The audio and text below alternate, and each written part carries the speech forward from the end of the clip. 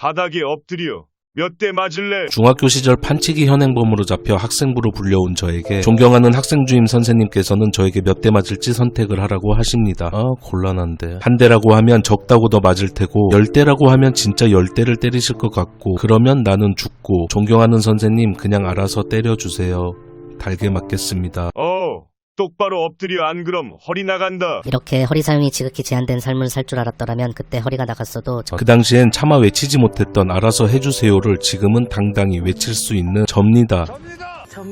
아직도 판치기 수익금 200원으로 매점에서 사먹은 스콜 사과맛의 달달함은 잊혀지지 않습니다. 오늘 소개해드릴 곳은 제 채널에서 보기 힘든 강남이며 제가 판치기를 아무리 잘해도 집 반 칸 살 수 없는 도곡동에 위치한 도연하다 한식 주점입니다. 본 영상은 유료 광고 영상으로 광고가 불편하신 분, 그렇지 않으신 분 모든 분께 양해 말씀드리겠습니다. 그리고 광고를 할 수 있게 도와주신 구독자분과 광고를 맡겨주신 도연하다 대표님께 대단히 감사하다는 인사를 올리겠습니다. 진심으로 감사드립니다. 도연하다는 양재역과 매봉역 사이에 위치하고 있으며 매봉역 4번 출구에서 약 640m 거리 도곡동 한적한 골목에 자리를 잡고 있는 한식 제철 요리 전문점입니다. 실내는 술 마시기 괜찮은 분위기이며 의자가 편해서 오랫동안 먹고 마셔도 불편함은 없었는데 취해서 자극에 둔해져 그럴 수 있습니다. 메뉴가 워낙 다양해 어떤 걸 고를지 고민이 될 때 주문하면 좋은 알아서 주세요 1인 5만원 메뉴로 선택을 했습니다. 1인 5만원으로 부담스러운 금액일 수 있고 다양한 선택지는 솔직히 많습니다만 1차, 2차를 한 곳에서 해결할 수 있고 무엇보다 직접 시장에서 고른 식재료를 사용하기 때문에 재료 본연의 깊은 맛을 느껴볼 수 있었습니다. 강남에서 약속이 있을 때 다양한 제철 안주에 소주 한잔 마시기에 좋습니다. 기본으로 나온 노각무침과 깻잎나물에 소주 한잔 마시고 있으니 본격적으로 알아서 주세요의 안주가 나오기 시작을 합니다. 먼저 노릇노릇 잘 부쳐낸 감자전이 나왔습니다. 이날은 감자전이 나왔는데 인원이나 상황에 따라 전의 종류는 변경이 될 수 있다고 합니다. 감자전은 다른 재료를 안 넣을수록 맛이 좋다고 생각을 하는데 주문 즉시 강판에 갈아 그대로 부쳐내는 감자전이 가장 맛이 좋습니다. 역시나 감자 외에 다른 재료를 최소화해서 감자 본연의 고소함이 상당히 가득했습니다. 겉은 어느 정도 바삭함이 살아있고 속은 촉촉함이 제대로 느껴져서 부드럽고 강력한 고소함을 입안 가득 느낄 수 있었습니다. 그냥 먹어도 담백하니 좋고 양념장에 찍어서 먹으면 좀 더 화려하고 풍성해진 맛으로 변주를 줄 수 있습니다. 감자전에 소주를 즐겁게 마시고 있으니 이어서 참도매가 등장을 했습니다. 당분간은 전어, 삼치, 도미 중에서 한 종류로 나오는데 수산시장 갔을 때 물이 좋은 것으로 골라오신다고 합니다. 도미는 숙성을 했고 부위별로 예쁘게 썰어서 묵은지, 고추, 된장, 고추냉이, 무순, 꼬시래기와 함께 제공이 됩니다. 참도매는 개인적으로 상당히 깔끔한 맛이 아주 좋은 생선이라고 생각을 하는데 숙성을 해서 씹을수록 올라오는 감칠맛도 좋고 은은한 단맛도 훌륭했습니다. 그냥 먹어도 좋고 묵은지와 꼬시래기와 함께 곁들여도 좀 더 개운하고 재미난 맛을 느낄 수 있습니다. 회를 좋아하기는 하나 회 하나만 가지고 계속해서 소주를 마시면 쉽게 질릴 수 있는데 이렇게 조금씩 다양한 메뉴를 안주 삼아 마시니 질릴 틈 없이 계속해서 즐겁고 맛있게 마실 수 있었습니다. 그리고 요즘 1차하고 2차 가기가 다소 어려운 시기인데 이렇게 다양한 메뉴라면 이 한 곳에서 1차, 2차까지 끝낼 수 있는 장점이 있습니다. 감자전 참돔회에 이어 세 번째 안주는 속을